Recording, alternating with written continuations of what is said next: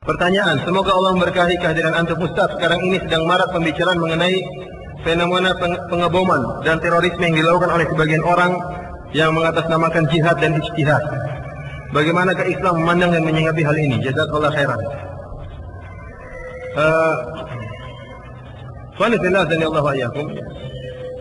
Ya, intinya bahwasanya Islam bukan merupakan agama teroris. Ya. Apa yang terjadi di tanah air kita berupa pengeboman, penghancuran bangunan-bangunan itu kita tidak setuju.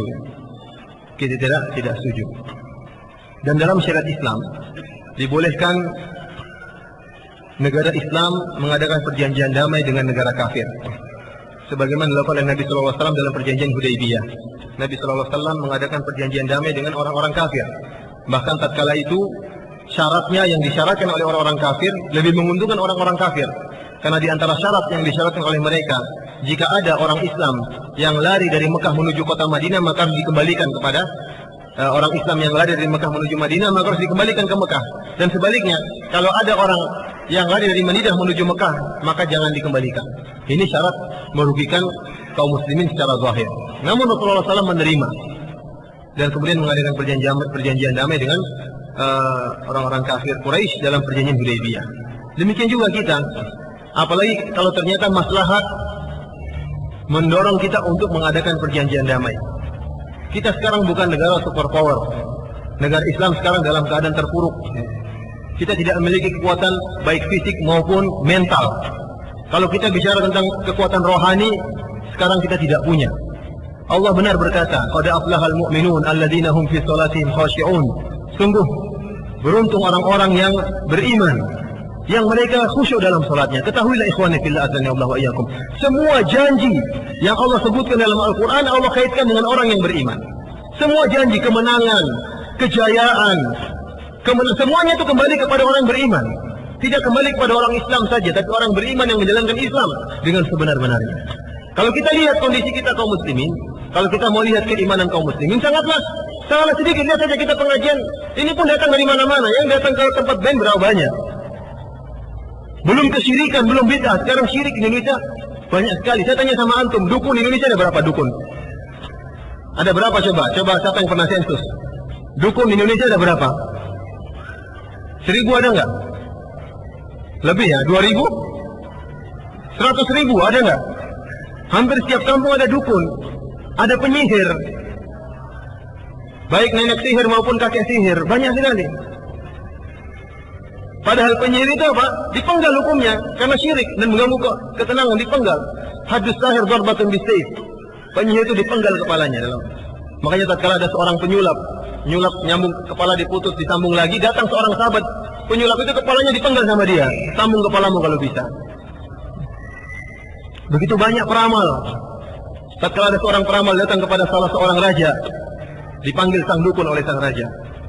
Ditanya sama raja, bertanya sama dukun tersebut, bagaimana nasib saya? Bagaimana nasib raja? Apa kata sang dukun? Insya Allah raja, menurut ramalan saya engkau itu akan hidup panjang, umur panjang dan kerajaanmu akan semakin mewah, akan semakin, pokoknya dipuji-puji.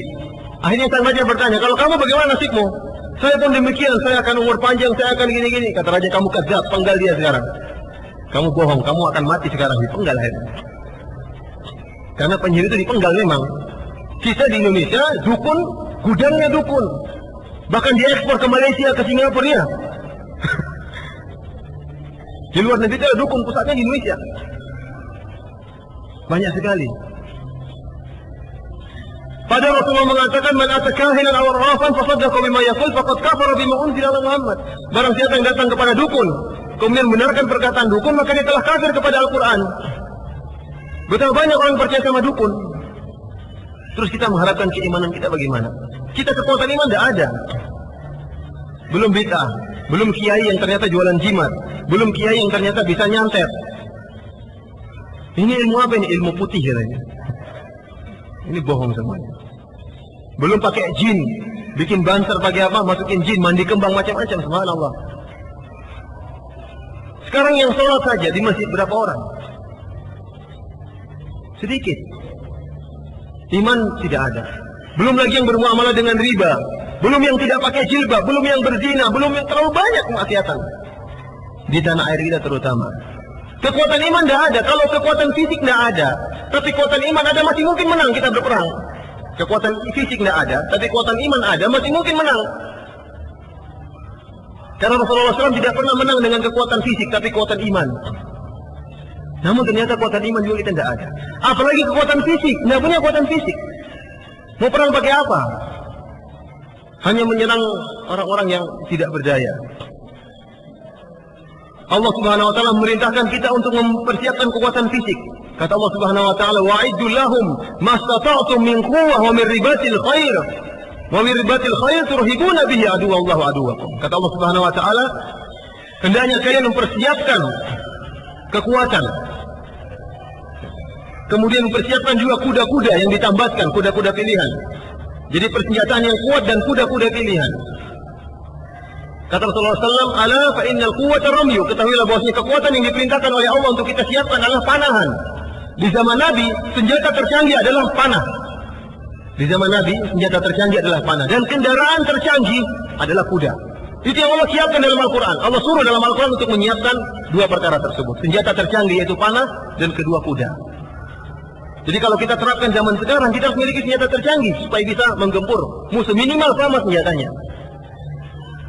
Adapun kalau kita tembaknya yang satu nah itu tunggu dulu. Lihat dulu imannya. Kalau imannya kuat, maju. Imannya repot.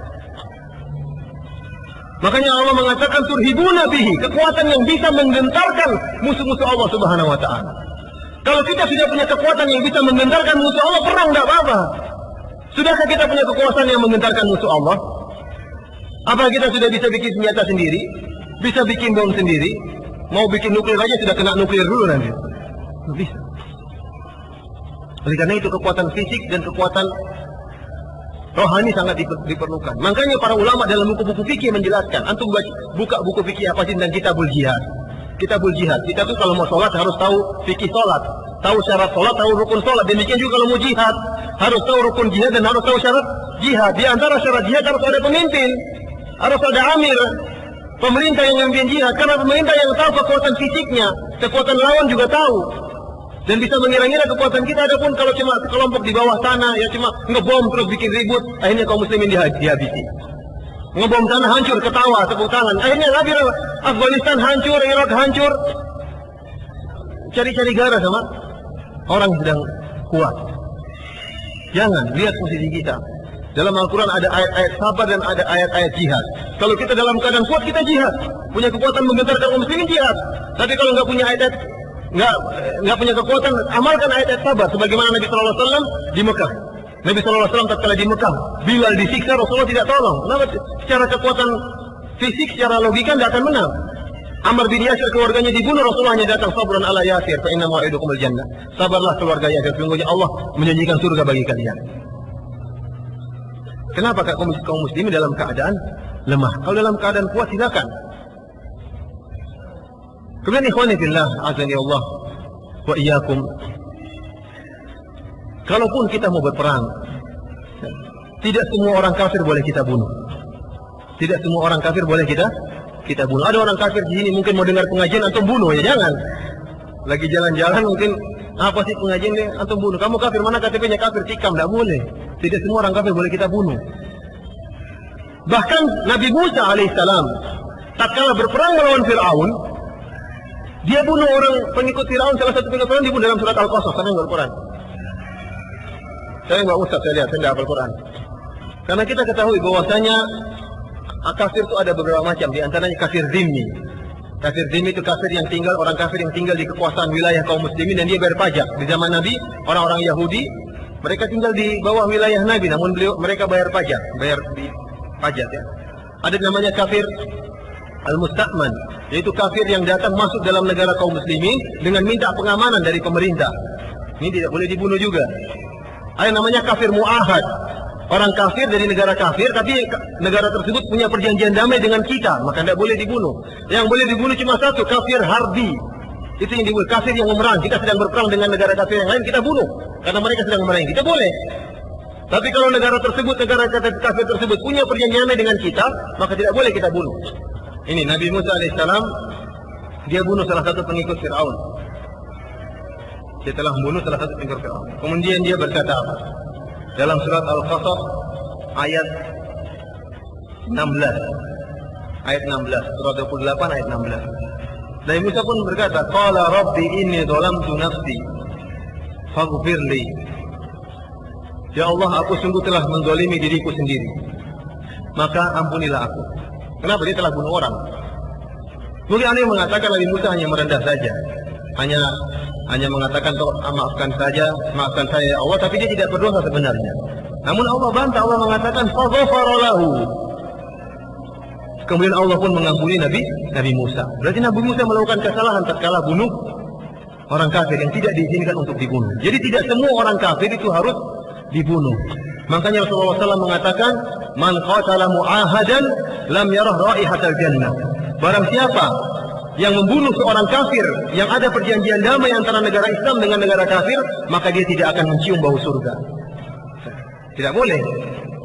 Kemudian juga dalam surat An-Nisa, ya, bahkan orang yang bunuh orang kafir mu'ahad yang punya perjanjian damai bukan cuma berdosa saja, tapi harus bayar diyat.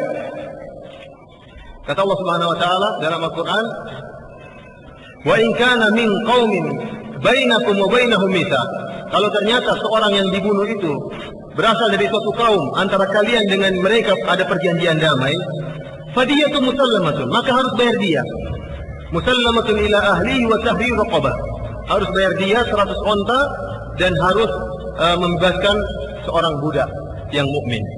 Ini hukuman yang Allah sebutkan dalam surat An-Nisa ayat 92 terhadap seorang muslim yang membunuh seorang kafir, akan tetapi antara negara Islam dan negara kafir tersebut ada perjanjian damai.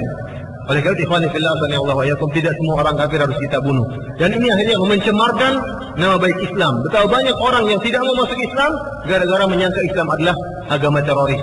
Di mana saja orang kafir dibunuh. Ini tidak benar, oleh karena itu kita tidak ridha dengan apa yang telah mereka lakukan. Dan ini bukan ijtihad, ini kesalahan.